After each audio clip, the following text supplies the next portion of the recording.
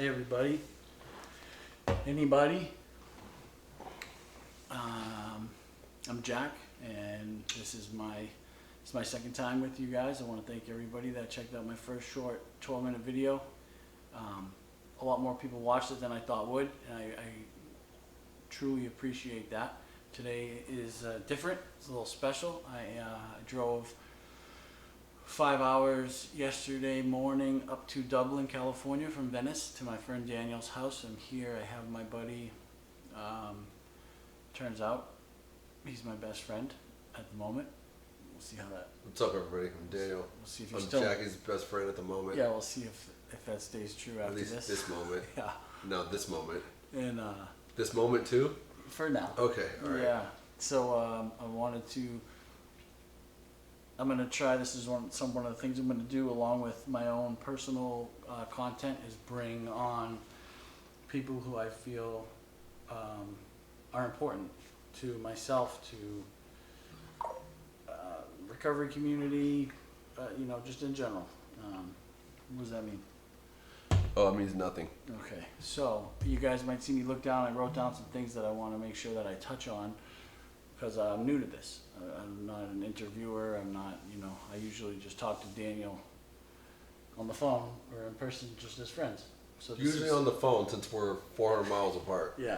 So this is my buddy Daniel, and we are on. It was his idea. He kind of persuaded me to, because my first video I was alone on my couch. So this is now going to be Jack's couch. Which is actually Daniel's couch. Yes. Time being, for the next 45 minutes or so, this is going to be Jack's couch. So I think we'll see if that sticks. We'll see if you guys like that. Let me know. And I don't like Daniel's couch. It's okay. I mean, everybody keeps telling me that, but You don't have to like it. yeah, You just have to be all right with I it. use it. So the first thing that it's kind of actually, so I want to ask you about honesty, vulnerability, and accountability, because those are three things that I mentioned that I find to be. I don't think those things are really that important. No. Yeah, All right, dude. we're done. Those things are those are of ultimate importance. Honesty, Yep. vulnerability, And accountability. and accountability. Yeah, what they mean to you. I'm not looking for a definition. Just how important you think they are, what they mean to you personally. Maybe how easy or difficult it is to use them, practice them. Yeah, I mean the first two are definitely connected. Yeah. Right? Like if I'm being on, like you and I have an honest, we're relationship with one another, and that makes us vulnerable, right? When I call you or you call me and we share some of the crazy stuff that goes on in our heads, like that could be used as ammunition. Right? Like Yeah. I'm being honest and about whatever I'm struggling with, or just some way out crazy thought that entered my mind, about whatever, and I can't even think of a good example right now, but right? And so then if I speak that out loud, if it's just in my head, as soon as I speak it out loud to someone else. Ooh, I have something on that. Oh yeah. Okay, So all right. I can give them an example. You helped me move out of my marriage house, and in Riverside, you came, you and Joey, and maybe one or two other people came. Yeah, and that's helped right. me. I remember. While we're moving my things out, I was alone in the kitchen for a few moments. Dude. Jeez. I was alone, and it's not funny. Oh, I'm laughing. God. I know. Oh, So God. I'm alone in the kitchen. And, Yeah, you're sick, dude. So am I. my ex-wife had filed for divorce, and so I had a close friend who worked for an extermination company who came and laid down some stuff for insects. Oh, jeez, And dude, I laugh. he left the rest of the stuff with us in case we wanted to use it again. And so I saw that.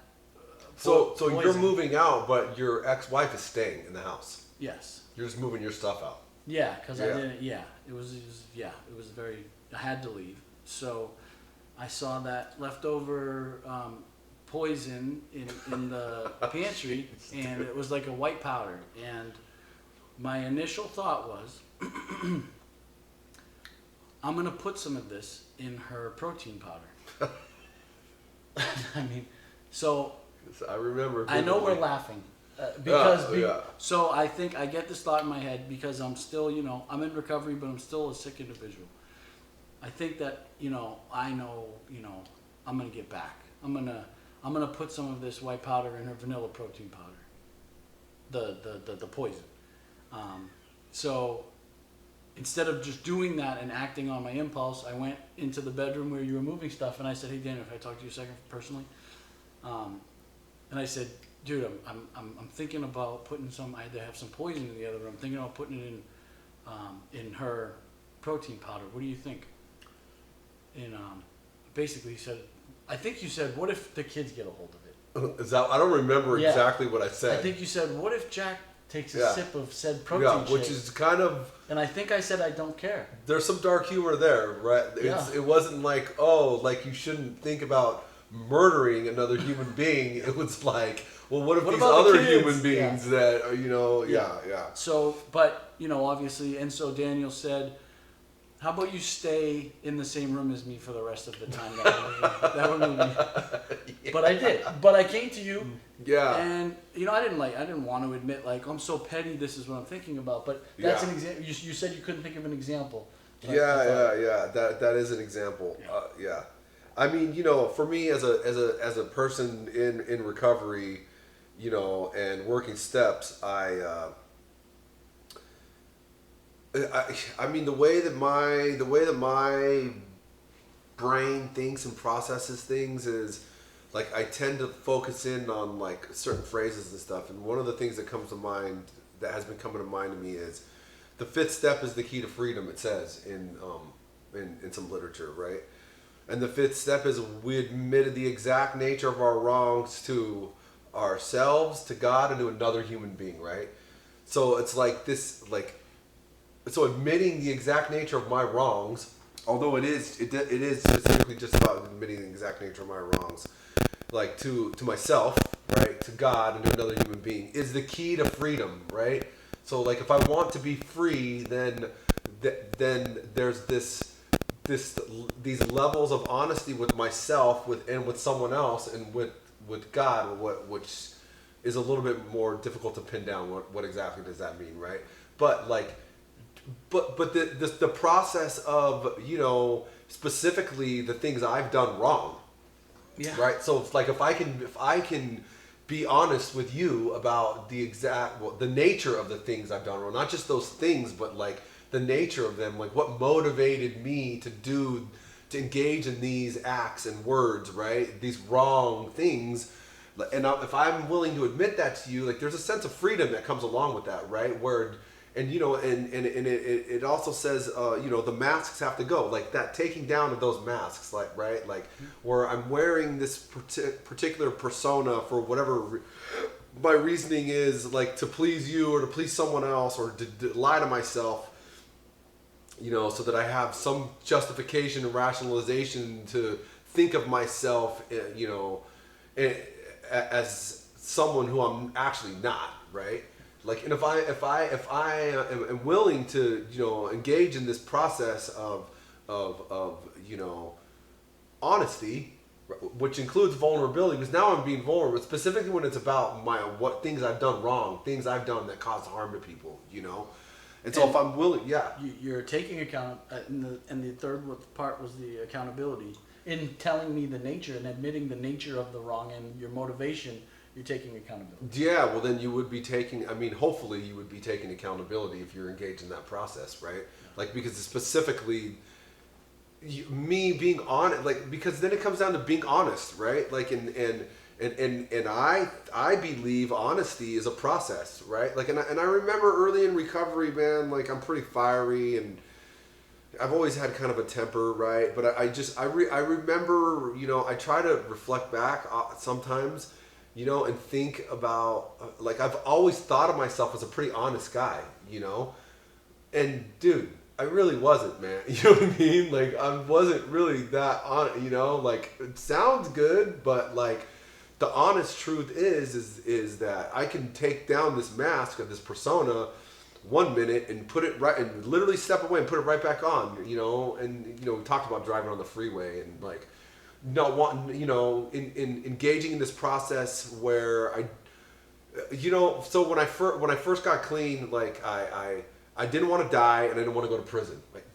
total self-centered motivation there, right? Didn't want to go back to. Didn't want to go back to prison, right? I didn't want to go back to prison and I didn't want to die. Like those are totally selfish. Like fuck all the people I'm literally causing harm to, my family, random members of people in society, every woman I've ever been in a relationship with. Like forget about all them. Like I just don't want to go back to prison or die, right? Like it's totally selfish and self-centered, right? So at some point early on in my recovery, like something shifted, like God working through the recovery process, and I was also raised in the church, so the idea of God doesn't bother me. It's not foreign to me. I know it is to some other people, but like it's a process that looks different for a lot of people, right? So for me, the whole God thing's not really an issue. Like I'm a Jesus follower, and even when I say that, like the honest truth is like I think like I'm a unique Jesus. Like I don't think there's many Jesus followers who are like me, which is certainly not true, right? Like. So anyways, honesty, vulnerability, and accountability. So in the beginning, like I just, my motivation was totally selfish, right? But I didn't have the perception to recognize that, right? Like I had to engage in this process, that happens over time, slowly, at different paces for different people, right? But there was a point where I realized that like my thinking had actually shifted, and I wasn't any longer thinking about. Well, I wasn't doing the things that were going to get me thrown in prison anymore for the most part. Well, that would come later, right? Like after I've been clean for a while, so I wasn't engaging in those things, and so I pivoted to this different perspective where it was like, I don't really want to cause people harm anymore, right? Like I don't want to do harm to people, and so, which is easier said than done. Yeah, right. Because ultimately, if it's rooted in my own motivation, right? Like what's motivating me to do, like it gets pretty complex. Like there's layers to it, like what's really motivating like what's really motivating me to, for the obvious example, not use drugs, right? Like what's motivating me? Oh, why? Because I don't want to walk around with my arm bleeding or freaking weighing 150 pounds, right? Like why? Like so why don't I want people to see me with a bleeding arm, right? Like so, like if we dive into that, like honestly, so if I'm honestly diving into that, then like, well, what's the reason I don't want somebody to see me like that? If I really don't care, if I am who I am and this is who I am, I'm this hardcore freaking ex-con junkie, you know what I mean? Like why would I be hiding that, right? So I'm not actually being honest, right? So why?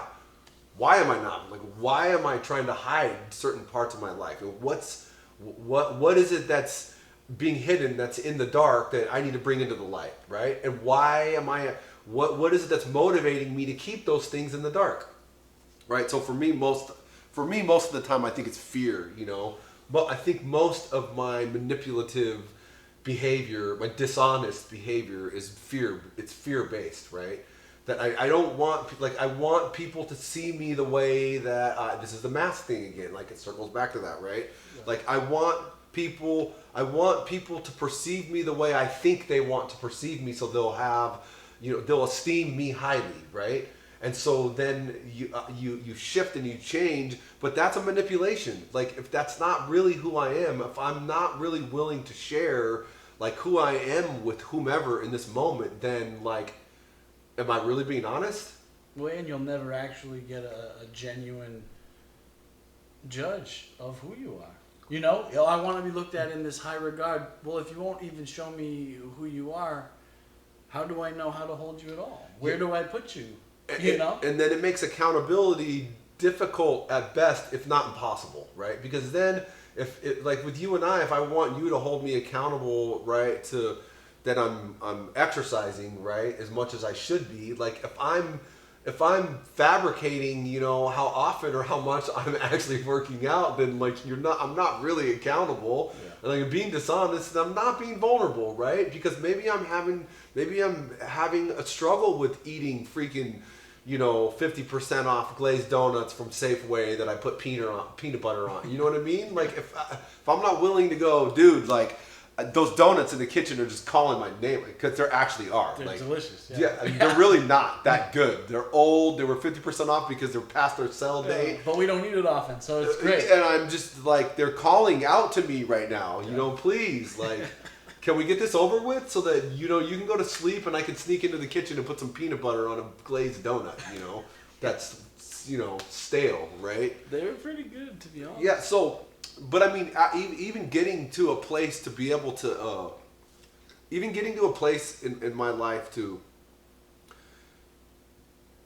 I mean, honestly, for me, and it affects my relationship to my God as well, right? Because then I'm not, because if I'm willing to just get butt naked with you, you know, then with someone else, with you, with my sponsor, with other men that I have, right? Because ultimately, for me, my goal is, and I mean, this is a lofty goal. Like, I'd like to just be me to everyone. Imagine. You know? Yeah, like I mean, I try. I try and fail. You know, like I think you do pretty well.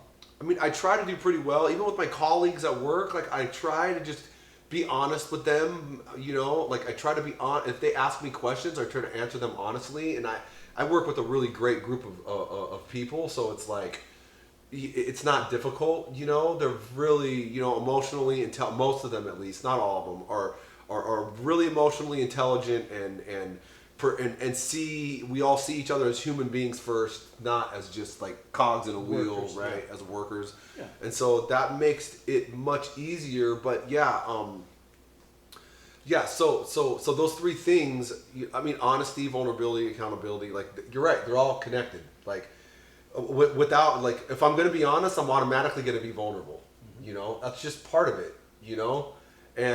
But the reality is, if I'm okay with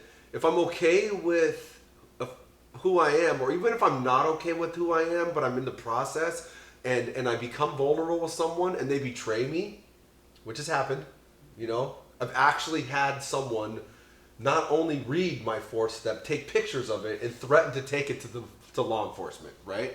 So if you don't know what the fourth step is, we made a searching and fearless moral inventory of ourselves. That's what it is. So basically you write down a whole bunch, like your whole life, right? On all the bad things you've ever done and who you did them to. It's and not why. just the bad things, it's your assets too. You write your assets down too. Yeah, but writing down your assets couldn't be held against you in any way. Yeah, and when you're writing down your assets, like typically what I found for me was like I wasn't even being honest with myself about the good parts of myself. You know? Writing down my assets is, for me, so much more uncomfortable than writing down all the horrible shit that I did. Yeah, because everybody knows you're a dirtbag. Yeah. Yeah. Right. Yeah. Well, I went to prison for 10 years, dude. Like, the expectations are really low. Yeah. You know what I mean? And because I was that for so long, and there was no hiding it, it was like, well, this is common knowledge. And it's easier for me to, it's just easier for me to admit personally. It's easier for me to admit my flaws than for me to go out on a limb and say the things that I feel I'm good at because I'm afraid of being viewed in an arrogant light. That's just, right. And that's just an insecurity thing with me. Like, I know that's that insecurity. I know that I'm a good what's baseball the root player. of the insecurity? The fear that someone's going to think you're an arrogant prick. Yeah, and I'm only afraid of that because I don't like the looks of an arrogant person. You know what I mean? Yeah, or a self-righteous person, like, which is a thing for me, right? Yeah. Like, not wanting to come to, you know, to think someone, that's just some self-righteous Christian. They think they're better than we are because they don't do this or that or whatever, you know? Yeah. Like, they're in this special group. This is some kind of a caste system and they're at the top of it and the rest of us are just underneath them. You know what I mean? Like, yeah, I hate that too. I think that, but even that is a mask, right? Because it's what the fear is someone's perception of you. Yeah, and the unwillingness that causes me to, like, I can be honest. Yeah. But, like, like you said, there's layers and levels to honesty. Like, I could be honest and say, you know, I'm not really having a good day.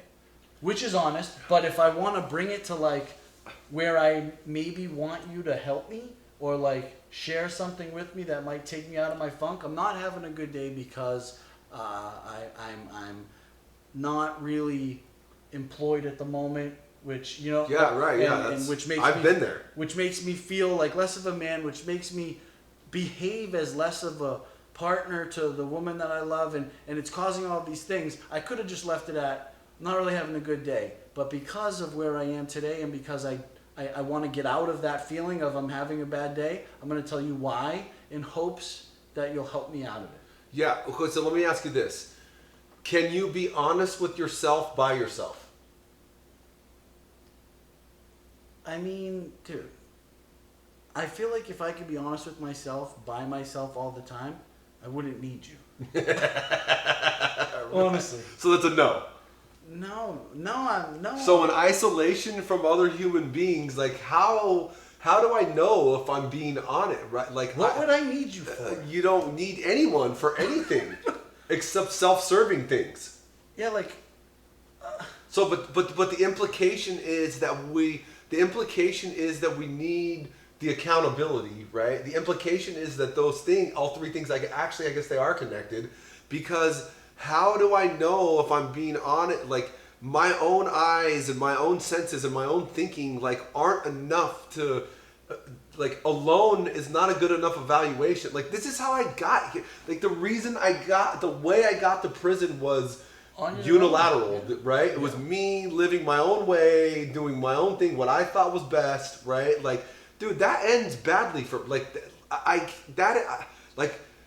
thankfully, having gone through, this process of growth, like realizing that independence is a myth, right? Like, there's no such thing. And if I think that I'm independent or I'm striving for some type of independence, right, then like there's a pretty good chance I'm probably lying to myself, because I don't have anyone to keep me accountable or in check, right? Like I don't have appointment. We should be each other's eyes and ears, Yeah. Right? If you want to be successful. But success, what does that mean though? Successful to me, how? Successful as a human, to be able to help others, to be able to behave in a manner that doesn't negatively affect other people in society, that you don't walk around just flailing, hurting everyone in your path. You know what I mean? Just to get whatever it is that you want, because if we were measuring success monetarily, then like there's plenty of people who would be willing to, burn down the village, right, so that they could take the rights to the oil that's underneath it. You know what I mean? And that's not success the way I see it. Like to me, success is I think we already talked about it like earlier. To me, success is that I'm to this place of freedom where, like I believe that I believe in my God, right? That has me covered based on something other than myself, right? Like, and so whatever it is that I do or I think, like labeling it good or bad, just wherever I am, like that I'm at a place that I'm okay with that, right? Like I'm okay with that enough that whoever you all happen to be, whom I've never met before, that like not that your thoughts and your feelings or your input is invalid, but that your judgment isn't going to affect like my transparency, if that makes sense. Like in other words, like I'm willing to share, whatever my struggles are, and you may think I'm a dirtbag. Like I call you and tell you that, I don't even remember the last time this happened for me. Like I want to drag the guy out of the car by his nostrils, right? Like this goes through my head. And then if I say that to you, that you're not going to be like, oh my God, dude, this guy is a violent, freaking convicted. Like he should probably still be in prison. Like, and you may or may not think that, and I don't have any control over what your thoughts are, but like, I'm not going to, like if I allow those type of judgments to affect my willingness to be honest and vulnerable, then I'm not being successful, dude. I'm putting a mask back on. I'm putting a mask back on, and where's my freedom now, right? Like then how free spiritually, internally, emotionally am I really if I'm allowing the fear of the critics to the negative critics, right, to change who I am and what I'm willing to say or talk about, even when it comes to my wrongs, you know? Yeah. So you've mentioned a couple things that I actually had written down that I wanted to ask you about. You mentioned that you had been locked up. What do you think? What do you think outside of how to be more effectively violent? What would you say that prison taught you, in a positive way? I mean, my 10 years plus in prison was very positive, actually. But what did it teach me? What did I learn? I mean, certainly one thing that I learned was patience. Certainly learned. I mean, that, and even that is like a moment by moment thing, you know. Today, even with the kids over, like I felt like I had a really challenging day, like 24 hours, you know, with them, more so than most days, even when it's the same chaos, you know, with the 3.5-year-old and almost 17-month-old. Like the chaos is the same, but today I felt like really impatient and just like, you know, razzled. You know what I mean? So learning patience and you know, one of the, you know, I don't know, that's a good question. That's a really good question. Like, I think one of the really important things that it taught me, especially in dorm living, you know, when you're living in a room with, you know, a whole bunch of other men, is that, like, I'm not the only person on planet Earth, right? Like, there are other people that my, you know, habits and idiosyncrasies affect, right? Like what I do has an effect on all the other people around me. What I do or don't do, what I say and what I don't say has an effect on the community that's around me, which for me in the particular situation I'm thinking happened to be, you know, in the dorm living where there was 100 men in one dorm, and it's like everyone, you know, the things that we do, whether it's, you know, like, you know, leaving toothpaste in the sink or flossing your freaking food onto the mirror and leaving it there, or, you know, I'm trying to think of a good example, like pouring your food into a sink and not rinsing it out, right? Or just like just being a general freaking dirtbag, right? Not taking care of your own hygiene is, it's inconsiderate, and you may my intention may not to be inconsiderate to others, but my intentions don't really have much. Like, who cares what your intentions are, right? Like, they're still, my actions are still affecting those people around me, right? And those people may or may not be right or wrong. Like, they may or may not be sensitive or insensitive. You know what I mean? Like, but either way, like, every single human is their own autonomous entity, right? Yeah. And thinks and has a different perspective than every other human. And so, like, to learn how to live and get along, you know, on a day after day after day environment that closely with a bunch of people really puts a microscope on, you know, the idea that my words and my actions have an effect on other people around me. You know, whether I admit that to myself, to others, and to God or not, right? Like. Yeah. You know what I mean? Like, if I'm driving like an asshole on the freeway, dude, that affects the other people on the freeway. I think I have to set my foot. Keep speaking. I want to make sure this is on do not disturb, so a text or a call doesn't ruin my. Yeah, this is the first rodeo. Yeah, I'm still. I've done this, not video, but I did have a podcast about re-entering society after incarceration. It was very good. I liked it a lot. Yeah, it's called Releasing the Captivity.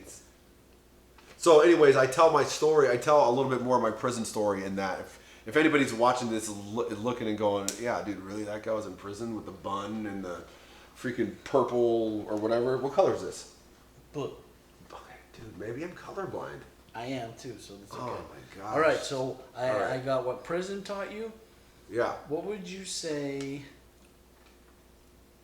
that NA has taught you? Or I wrote down what has NA done for you. But because I wrote, you know, because I want to know what prison taught you, I'm kind of interested in what NA, what Narcotics Anonymous has taught you. Oh my gosh.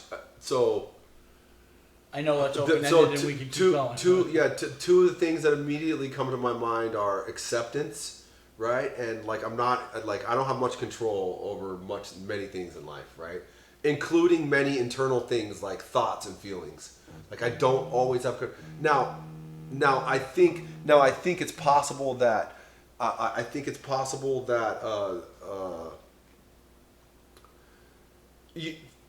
that I can cultivate a new way of thinking, right? Which is what I've learned in recovery, right? That I can change my perception and thinking, like over time, that does happen, right? So I don't think the way that I once thought, right? But what I realize is like thoughts still come in, feelings especially, like I don't have control over my feelings. So I definitely don't have control over you, right? I don't have control over any of you, right? I don't have control over the seasons. I don't have control over hardly anything. The only thing I have control over, if at all, is right here within myself, right? Like what words come out of my mouth. Yeah. You know, for the most part, I mean, I think there are probably some exceptions to this rule that are rare, you know? Yeah. Right? I would say we control what we eat and where we go. Outside of that, I feel like... Yeah, I mean, I control what I say. I mean, there may be some individuals who suffer from certain things that, you know, they have certain disorders, you know, in their brain, and they just blurt out stuff. I whack my shin. I have no control over what comes out of my mouth.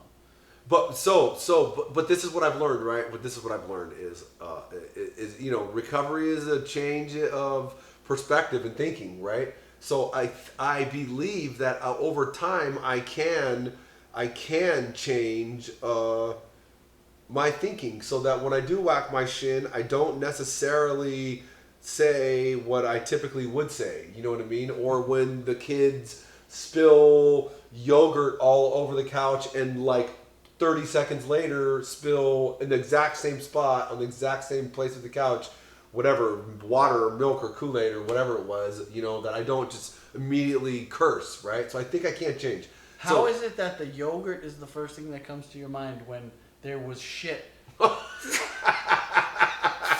from above the elbow to fingertips on 2 arms, and the first thing you think about is yogurt? Oh my God, I have no control over that, dude. My son is on the patio playing, and I've never seen anything like that.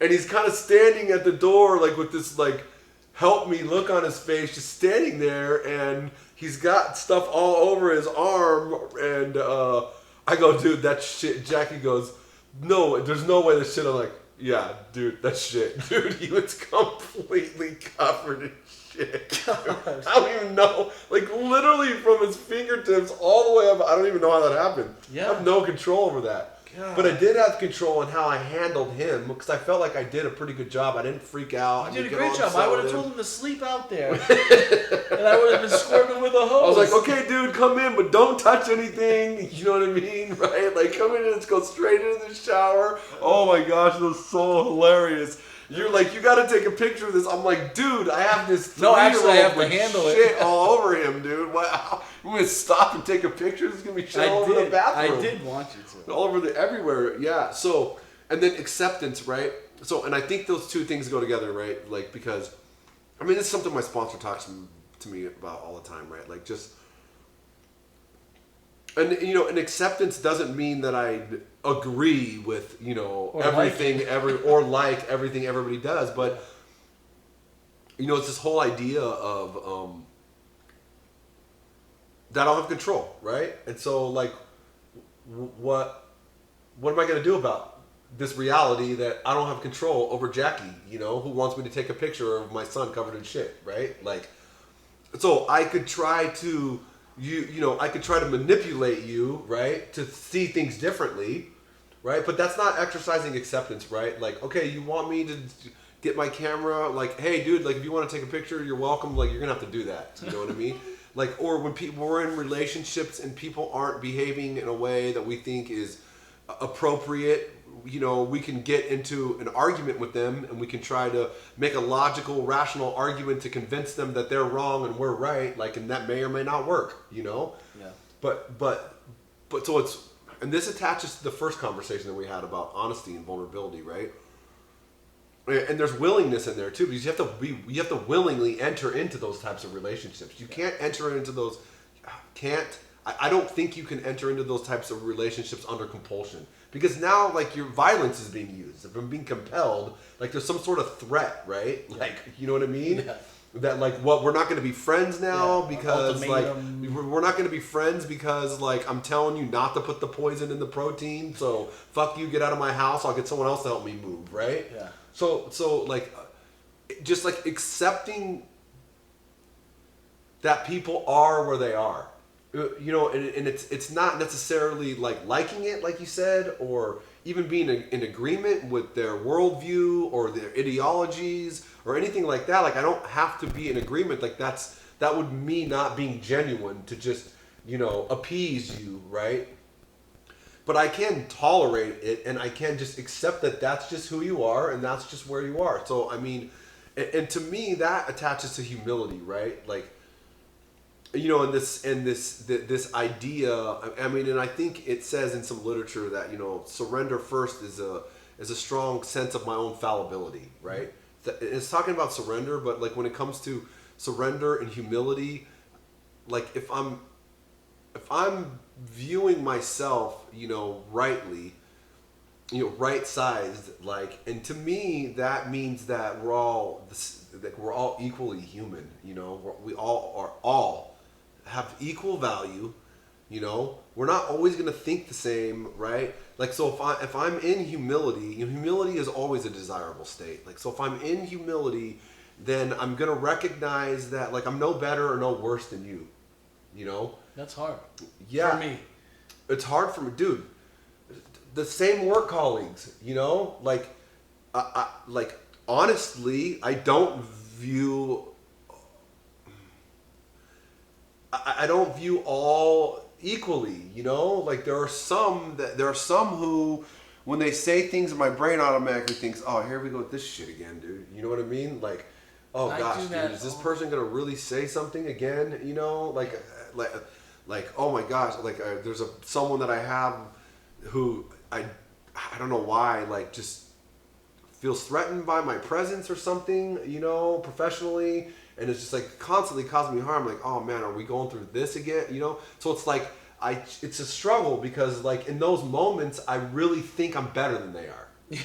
Right? Like, don't you know how fantastic I am? Like, why are you giving me such a hard time, you know? Or don't you know how much smarter I am than you? Why would you say that, make that stupid comment, you know? Like, or like, dude, this is your job. Like, you should know better than to ask that question. You know what I mean? Rather than like taking the humble approach, you know, the humble approach and like the helpful approach to just say, take them to the side and say, hey, you know, like when we're in a meeting like this, like, let me help you. You know, are you willing to let me help you to learn how to ask questions that are relevant to the meeting, you know, that we're in, and not just like way out of left field stuff, you know? But instead, in my heart and in my head, I go, this motherfucker, dude. You know what I mean? Like, right? And that, like, that's just me faltering back, not being humble, being arrogant again, and thinking that I'm better than someone else. So I said my lack of control and acceptance, you know. And another thing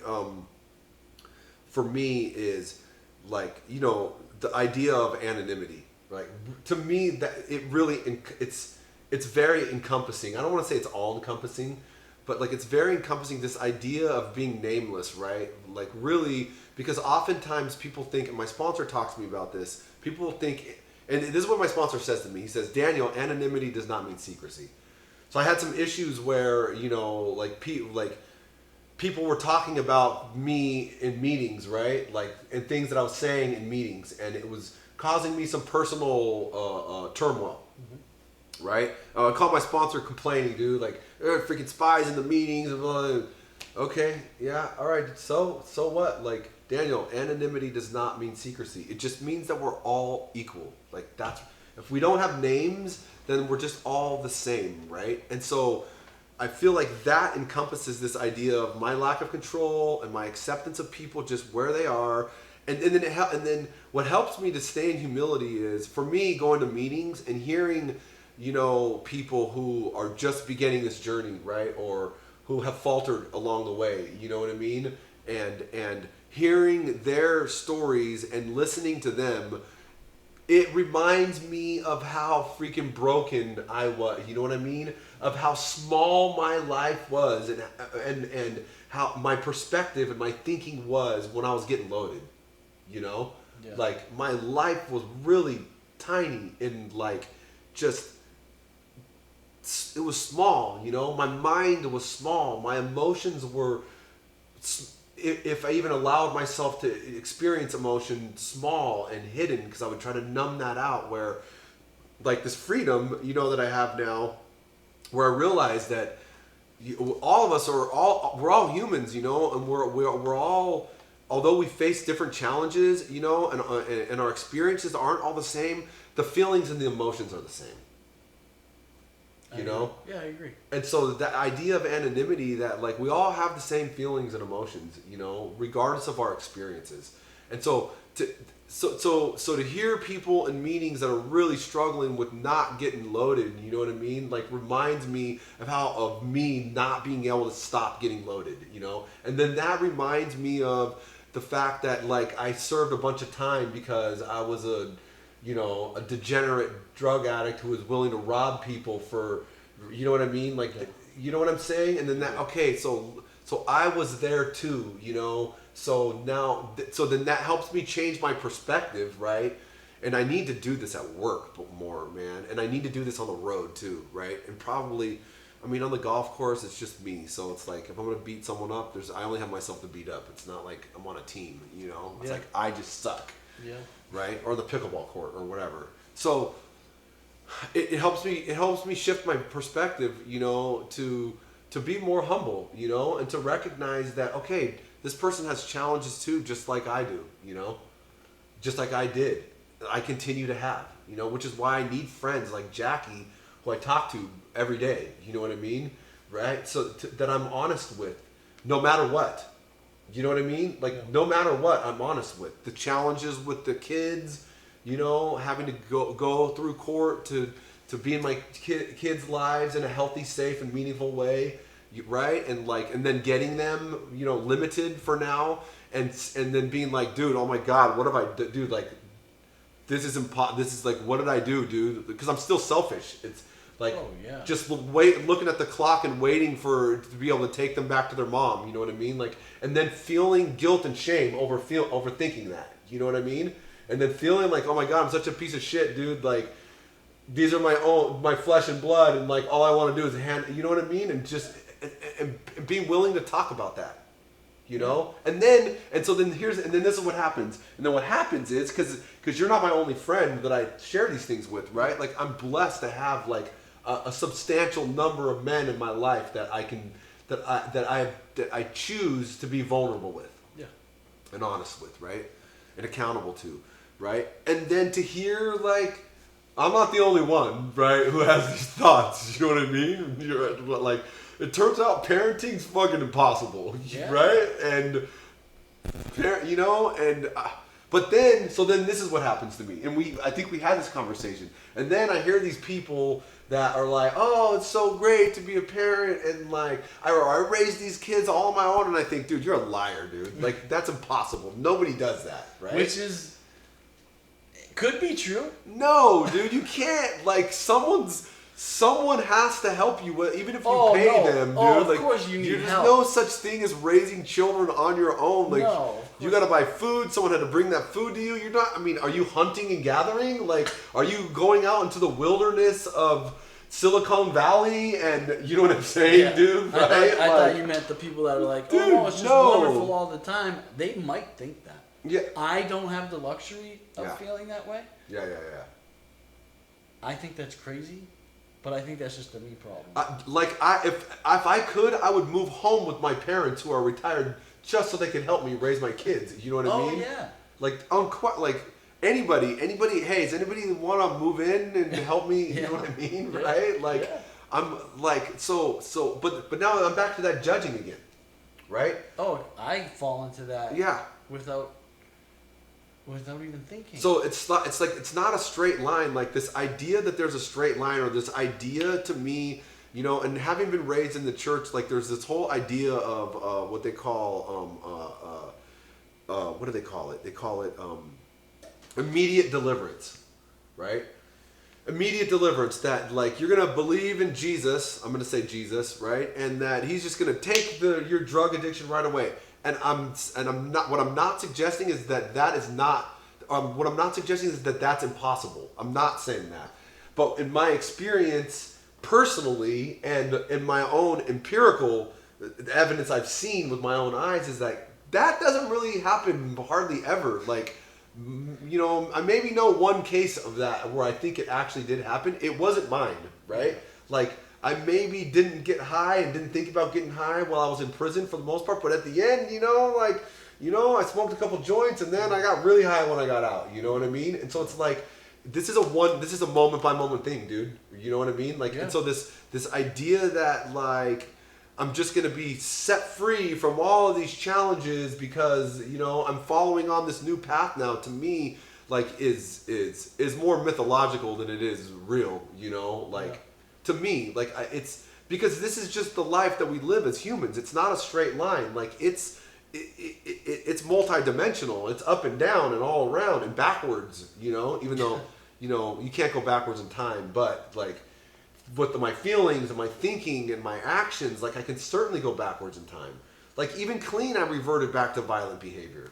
You know? Oh yeah, the behaviors is the whole thing for me. Yeah. I got rid of the drugs, but I use my behaviors, those same behaviors that I was participating in, whether it was to get the drugs or when I was on the drugs or because I wanted the drugs. Like I do it. I can do it with women. I could do it with gambling, you know. I've talked to you, you know what I mean? Yeah. It's not, you know, those behaviors are still in me. I still seek out that instant gratification, and I pleasure seek and chase things that feel good, and I just want more. And you know, yeah, and donuts. what's the root of that? The donuts. I mean, and what's the root of all these things? Like I either have a dislike or a discomfort over a current feeling, and I want to do and take in something or do something or say something to change the way that I'm feeling, or you have a certain,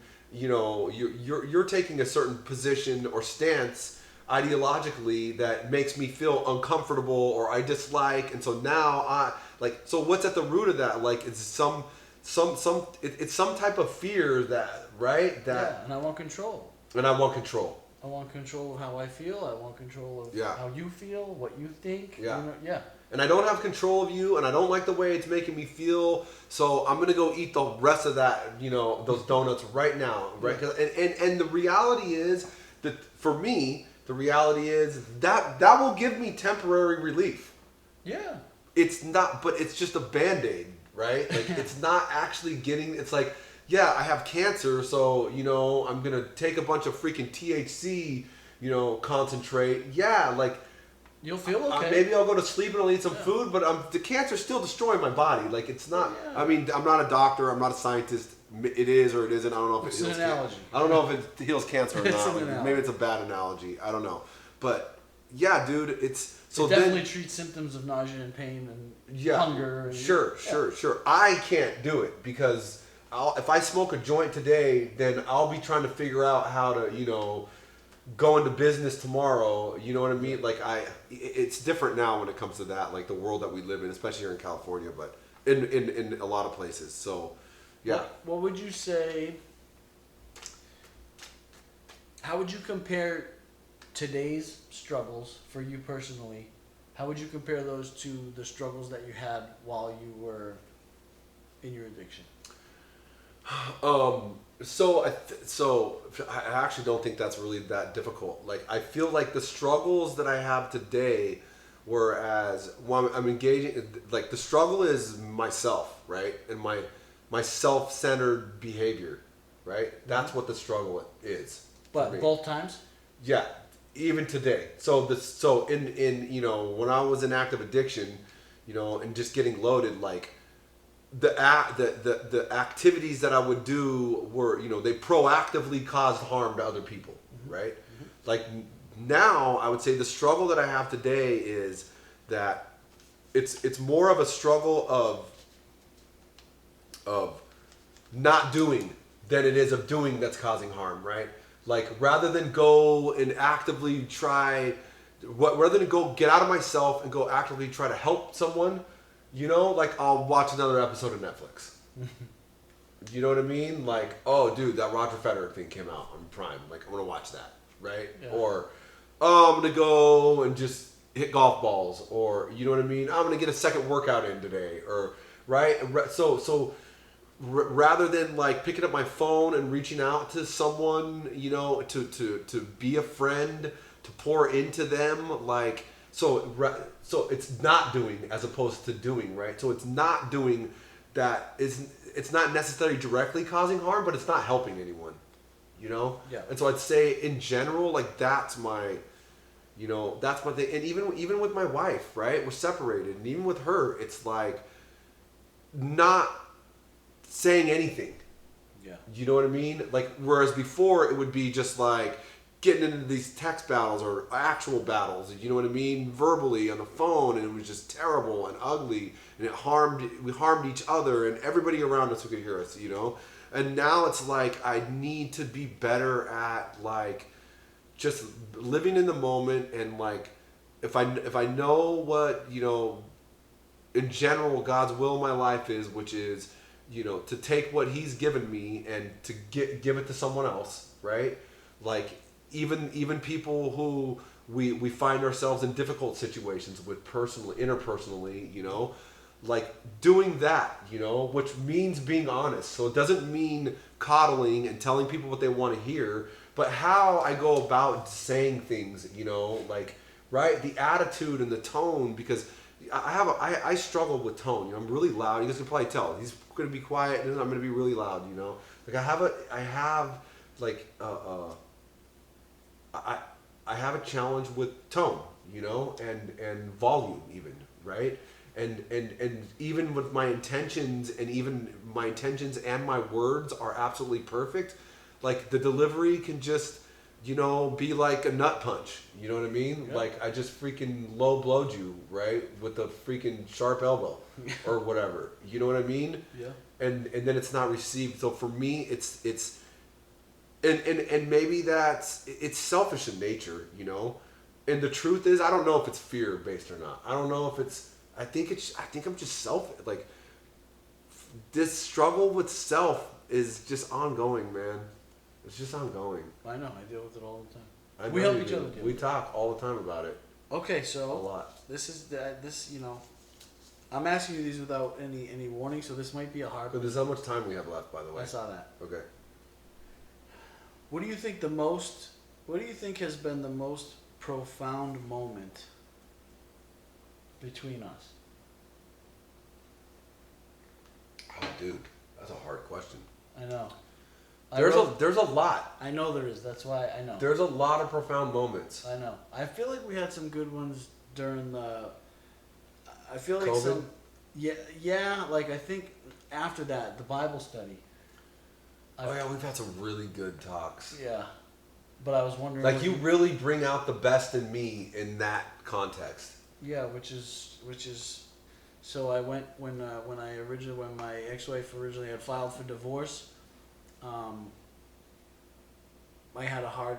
That was like the biggest struggle in my recovery, and I had never done a Bible study. I hadn't been in religious literature in a long time, but I called Daniel. My closest friends knew what was going on, and I called Daniel. He said, I do this Bible study on Zoom every morning at 7 a.m. Why don't you hop on? So I did that, and I just felt like. I think I kind of got lucky because I was so green to it So that good, dude. that my mind was just so open that I would just ask you all these questions, and I feel like back then we had some profound moments. I'm trying to think. You said something in one of them, man. I can't think of what the question was, but the questions that you asked are just are so genuine and like I don't know. I just think that you for me at least, and I think other people in the group forced us to. I mean, it's just like in any religious context, like there could be a really rigid box, you know, and like this is something that God, this maybe is the most important thing that God has used Narcotics Anonymous in my life, is to break me free of these dogmatic boxes, you know, of my own faith, right?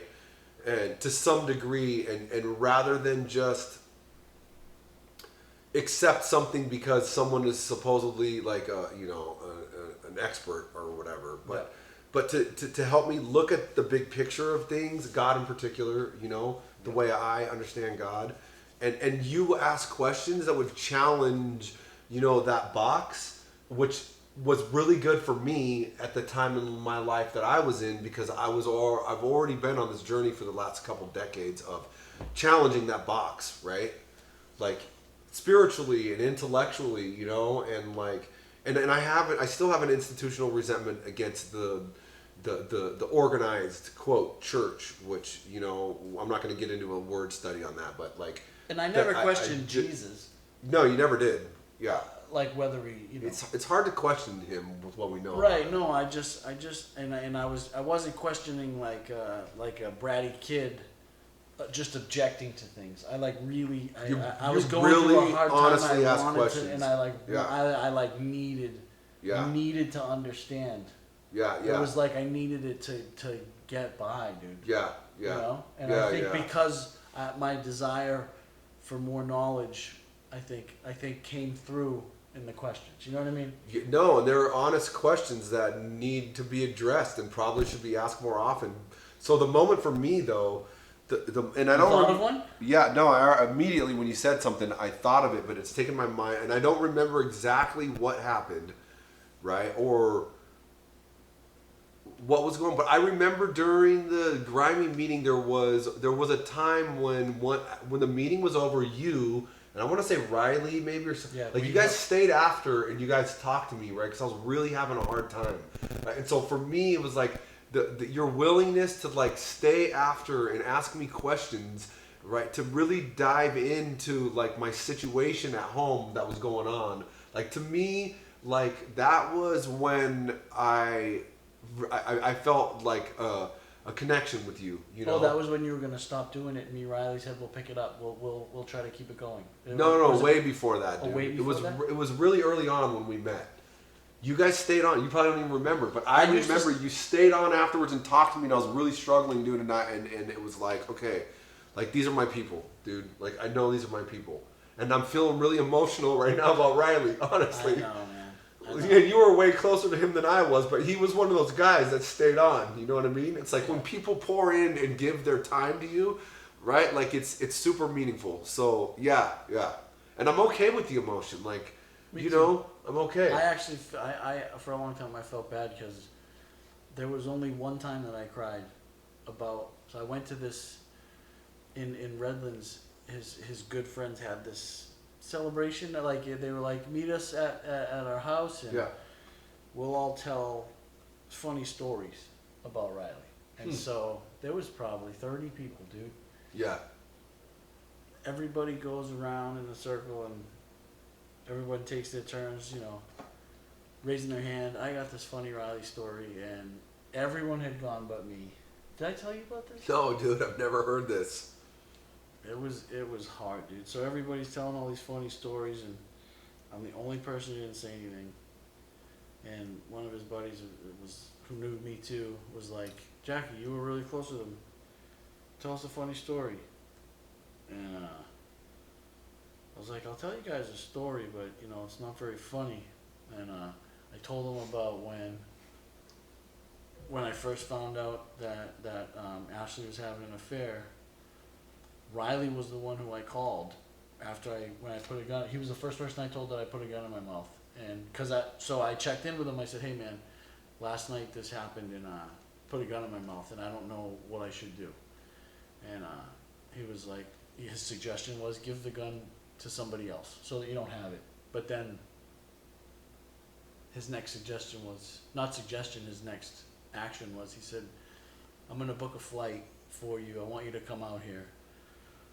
and spent some time. And I was like, you know, you don't have to do that. And I could see Kitty in the background, and he was like, he got like real serious and was like, no, Jackie, you know, when you have a problem, my family has a problem, and so we're flying you out here, and we're gonna like make sure you're okay. And that was the story that I told in this thing. And I was like, I know it's not a funny story, but like, that was my Riley. I'm not here to like, tell a funny story. None of this is funny to me. Well, he did more than that because he told Ian, and Ian called me, and I just happened to be in Riverside, and Ian said, dude, go to Jackie's house and get that gun away from him. And I'm a convicted felon, so I had to get someone else to go with me just in case you were willing to give me the gun. Yeah. So there was a whole network, a community of people who were, right? And you know what I mean? And he was a part of that community. Yeah, and his recovery was so good at that time, man. Yeah, dude. Remember he would spit fire in our dude, he was awesome, dude. Remember we stayed after because one of my friends that I was in prison with was in San Diego trying to get treatment, and were you in that one? And he started looking up treatment facilities. Oh, because he was working at a treatment facility. he was working. Yeah, he was trying to find somewhere for him to go. Yeah. Yeah, dude. Yeah. So, but today I'm okay with those emotions. Like I'm okay with those emotions. You know. It was one of those cries where I couldn't catch my breath, and it was hard. Yeah. Because I hadn't cried, and now I'm like, you know, and then. Everybody, and I kind of got a little resentful. Everybody telling all these funny stories, and to me, he was just more than that. Like he was funny, dude. Like he was funny, but he was a funny guy. I just couldn't find anything fun. Like he was always funny. Like he didn't have to try to be funny, and it was.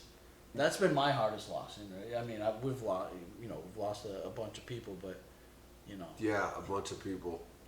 Yeah, I mean, like it says that we're in the grip of a hopeless dilemma that's spiritual in nature, and our only hope is to follow the example of those who have faced our dilemma and found a way out.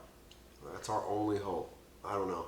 That's been sticking with me too. The fifth step thing and that. But yeah, that was a profound one. But you and I have a lot of really profound. Like we regularly, for me at least.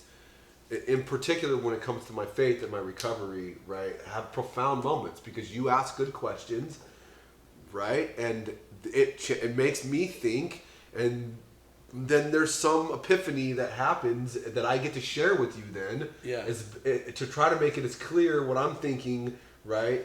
You know what I'm saying? Because I have a lifetime of experience with this that you don't have, right? Yeah. And so.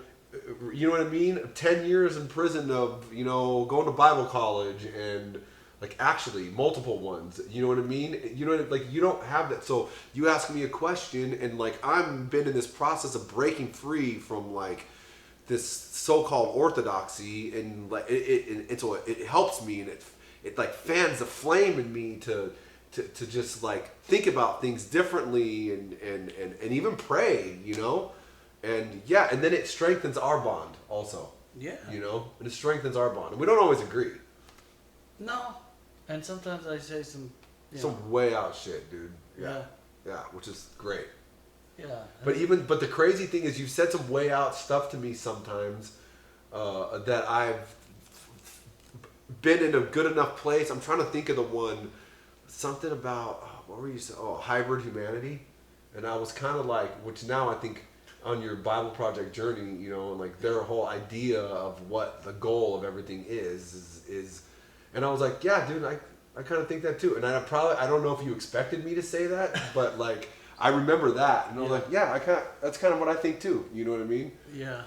I mean, not that there's like some scientists, but maybe like I'm going to see God as a scientist. I don't know. Like, well, yeah, there's no way to whatever. Like I'm open-minded to different perspectives of the same thing, you know? Last question. Yeah. Why are we friends?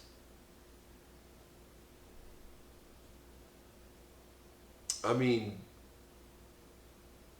because all the things leading up to this moment had to happen. So no, I'm joking, dude. Because I don't believe that at all, right? Yeah. I mean, we're friends because this is the reason that you and I are friends, dude. We're friends because you and I have individually made choices in our lives, right?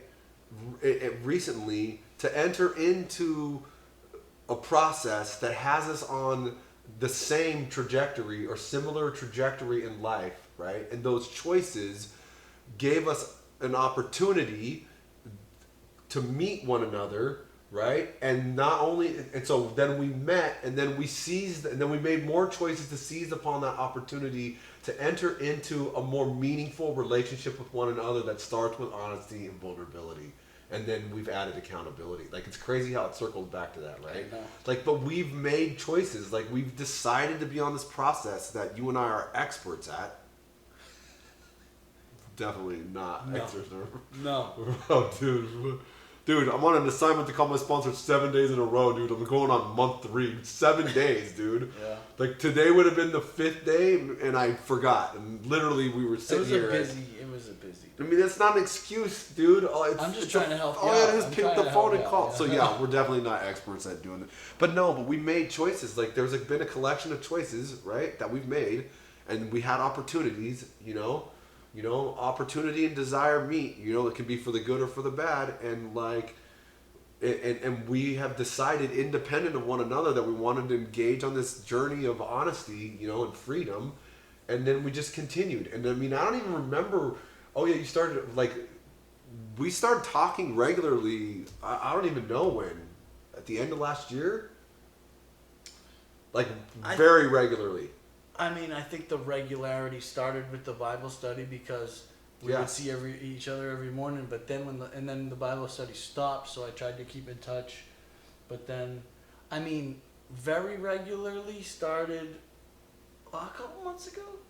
It had to be longer ago. I mean, well, look, this is the crazy thing, everybody. Like, we said, look, we're not going to talk for more than an hour, right? We were shooting between 30 minutes. We wanted to go 30 minutes an hour. The reality is, like, we could sit here because we're going to go play golf early in the morning tomorrow, right?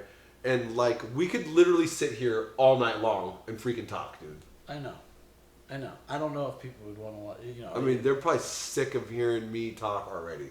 Nah, I doubt it. And they're probably, they're probably looking at your pretty face and going, can that guy just shut up, dude? Can we change this camera angle and just get a close-up on... No, I'll have my own little things that they can... But, so I... That old freaking long-haired, gray-bearded, fat kid out of there. I mean, it was... Can I say that? About yourself? Yeah, you can say whatever you want about yourself. Yeah. Okay. I have anybody that's still listening to this and watching this, it's greatly appreciated. I can't imagine there's too many. Yeah, there's one person. Yeah. But yeah, if thanks, Megan. Yeah. She checked out a long time ago. Yeah. Once she realized it was mostly you talking, she was like, didn't I just see him in a hairnet? Or yeah. Oh. But thank you, anybody that thank you guys, and thank you for. It's a shower cap. It was a shower cap. It's the thing the lunch ladies wear. It's all right. That's a hairnet. It's different. Thank you for letting me sit you down. You know, I don't know where this. You know, I don't know. It's a privilege. I don't know if this is gonna work. I don't know, but we were gonna do this anyway. I just added that. We've been doing this. I know. We do this anyways every day. I know. It's just now there's a bunch of people eavesdropping on us. Hopefully. Freaking weirdos. Hopefully. Just joking. They could, hopefully. Yeah. Oh no. I mean, we'll see. We will. I'm gonna put this up as soon as I stop this. But thank you for starting this off, and thanks for being my friend. I love you, dude. I love you too. Yeah. Thanks for being like a real, a real friend, and telling me when I'm wrong. Cause I could. Which is all the time. I know,